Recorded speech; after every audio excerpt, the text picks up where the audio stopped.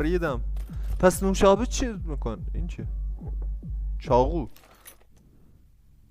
جنرال ریلیز اف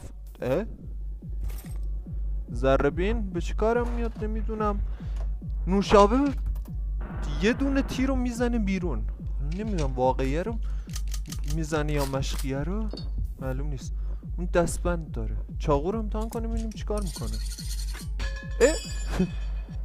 لوله‌شو برید. چه حرکتی پسر خوب. آها این شد. یا خدا لوله‌شو برید دوتا جون کم کرد یا کلن دوتا کم میکنه این راند.